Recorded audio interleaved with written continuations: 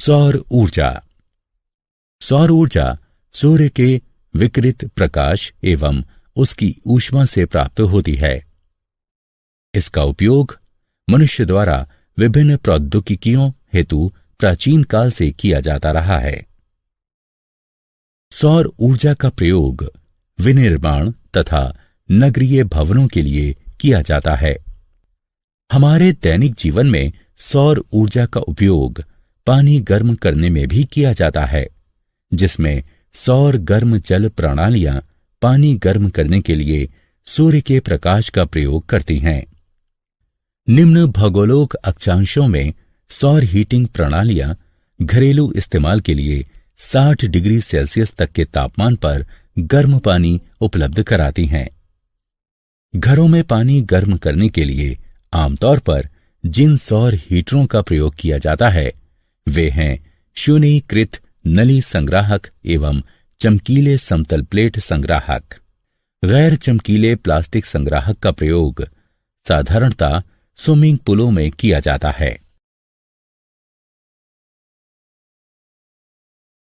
समुद्र से ऊर्जा यानी ज्वारीय ऊर्जा।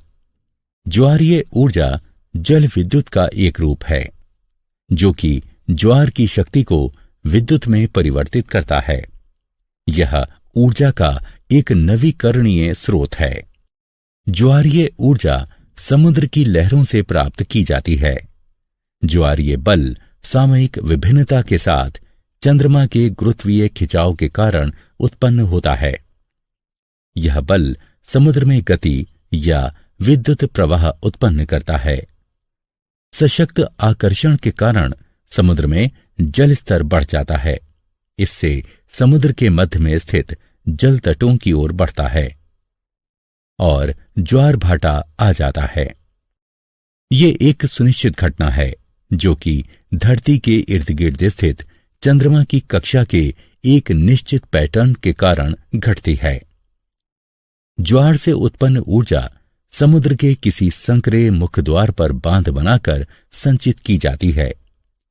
तब बांध के मुखद्वार पर एक टरबाइन लगा दी जाती है जो कि इस ज्वारीय ऊर्जा को विद्युत में परिवर्तित करती रहती है।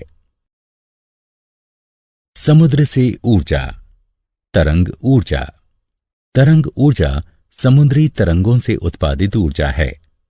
इस ऊर्जा का प्रयोग हम उपयोगी कार्यों जैसे विद्युत उत्पादन, जल विलवणन अथवा जलाशयों में जल को पंप करने आदि में कर सकते हैं। तरंगें समुद्र की सतह पर पवन के गुजरने के कारण उत्पन्न होती हैं। जहां तक तरंगें वायु की गति से धीमी होती हैं, वायु से तरंगों में ऊर्जा स्थानांतरित हो जाती है। प्रतिवात और तरंग शिखा के मध्य का वायु दाब अंतर तथा जल सतह पर वायु का घर्षण दोनों ही जल का अपरूपित दबाव सहते हैं। इससे तरंगें बढ़ती हैं और परिणाम स्वरूप तरंग ऊर्जा के उत्पादन में सहायता मिलती है।